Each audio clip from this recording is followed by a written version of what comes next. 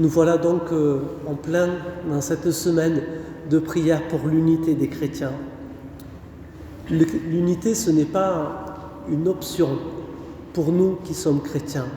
Ce n'est pas quelque chose comme ça qu'on pourrait rajouter pour faire bien, pour présenter bien, vous savez, sur un CV ou sur une fiche de présentation, peu importe. L'unité, c'est quelque chose qui est souhaité par Dieu lui-même. Vous savez, on trouve ça dans le chapitre 17 de l'évangile de Jean, quand Jésus prie son Père en disant « Père, tous ceux que tu m'as donnés, qu'ils soient un, comme toi et moi, nous sommes un, que eux aussi soient un, soient unis. » Jésus demande cette unité pour nous, pour tous les chrétiens, pour tous ceux qui s'attachent à Jésus-Christ. Et vous savez que nous sommes nombreux de par le monde à avoir fait cela, à nous attacher à Jésus-Christ. Alors, qu'est-ce qui fait qu'aujourd'hui encore, ce chemin vers l'unité reste toujours aussi complexe, fragile. Vous savez, l'unité c'est fragile, c'est comme l'amour. Un rien peut quelquefois le faire, le démolir, le fragiliser, le rendre caduque. L'unité c'est pareil. Voilà. Ça correspond aussi à nos fragilités humaines, parce que nous sommes humains tout simplement. Il me semble qu'à partir des textes que nous avons entendus dans la liturgie de ce jour, le Seigneur, vous l'avez entendu, appelle à la conversion. Sa première parole qu'il va dire quand il va commencer à prêcher, c'est « convertissez-vous ». C'est le premier mot qu'il emploie. Et je crois que ce matin encore, si nous voulons effectivement cheminer vers l'unité, nous sommes appelés à accueillir à nouveau cet appel de Jésus à se convertir. Je verrai deux pistes de conversion à partir des textes qui nous sont proposés dans la liturgie de ce jour. La première conversion, c'est par rapport à l'appel des apôtres. On nous dit que Jésus va trouver Pierre, André, Jacques, Jean. Ce sont des pécheurs, il les appelle, ils quittent tout et se mettent à le suivre. Il y a un sacré renoncement là à tout ce qu'ils sont. Et je dirais que la première conversion pour entrer dans le chemin de l'unité, c'est déjà d'une certaine manière d'accepter de sortir de nos individualismes, de notre individualité, de notre personnalité, pour accueillir celui qui nous invite à quelque chose de plus grand. L'unité qui est Pierre, qui est André, qui est Jacques, ou que sont Jean, peu importe, l'unité va devenir, au fil du temps, vous savez, ce groupe qu'on appelle les 12. Et ils vont former un bel ensemble repérable, à tel point qu'on va leur donner un nom, les 12. Et pourtant, vous avez vu que dans ce groupe d'apôtres que Jésus réunit autour de lui, il y a vraiment matière à ne pas avoir d'unité.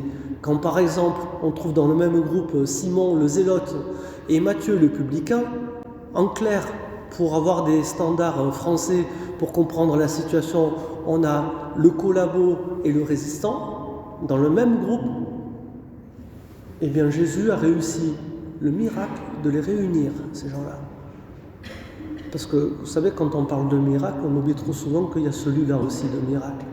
D'aider à tenir ensemble des gens qui n'avaient rien à faire et qui certainement se seraient fait la guerre s'il n'y avait pas eu Jésus pour les réunir et les rassembler.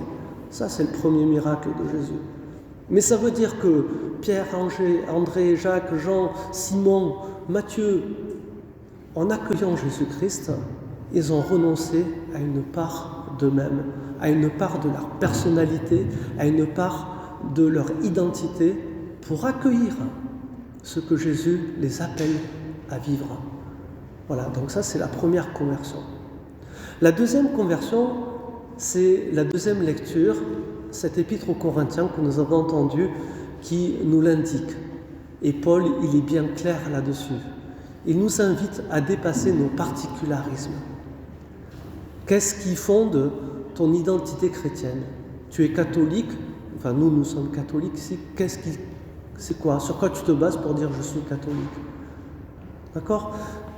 Moi je suis avec des baptistes, je suis avec des évangélistes, je suis avec des protestants, je suis avec des melkites, avec des arméniens, avec des orthodoxes.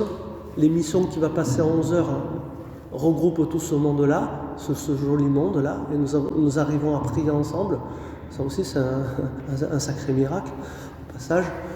Eh bien, comment, en Jésus-Christ, là aussi, nous arrivons à dépasser ces particularismes? Vous avez vu, Paul se bat parce que dans la communauté de Corinthe, dans une seule communauté, il ne parle même pas de tous les chrétiens qui sont dans le monde, on n'a pas encore toute cette diversité à ce moment-là. Eh bien, il y a des gens qui disent « Moi, j'appartiens à Paul, moi, j'appartiens à Apollos, moi, j'appartiens à Pierre. » Et Paul va devoir leur rappeler une chose fondamentale. Non, non, tu n'appartiens pas à Paul, tu n'appartiens pas à Apollos. Au nom de qui tu as été baptisé? Qui c'est qui a donné sa vie pour toi? Qui c'est qui est ressuscité? C'est Jésus-Christ.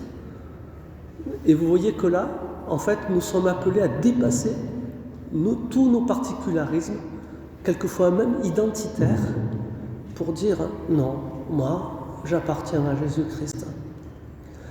La lumière qui s'est levée et qu'on nous annonce dans l'Évangile, c'est bien lui, c'est bien Jésus-Christ. Et c'est lui seul qui, dans nos vies, dans nos existences, peut réaliser cette unité. C'est lui qui a réussi ce miracle de faire tenir ensemble ces 12 apôtres qui n'avaient rien à faire ensemble si Jésus ne les avait pas appelés. C'est Jésus, lui aussi, qui réalise ce miracle de l'unité en nous aidant à passer tout ce qui est trop particulier dans nos vies pour accueillir une universalité que lui nous propose et qu'il nous offre. C'est ça, le chemin vers l'unité. Alors frères et sœurs, en célébrant aujourd'hui cette semaine de prière pour l'unité des chrétiens, je nous invite vraiment à nous recentrer, à nous refocaliser sur Jésus-Christ.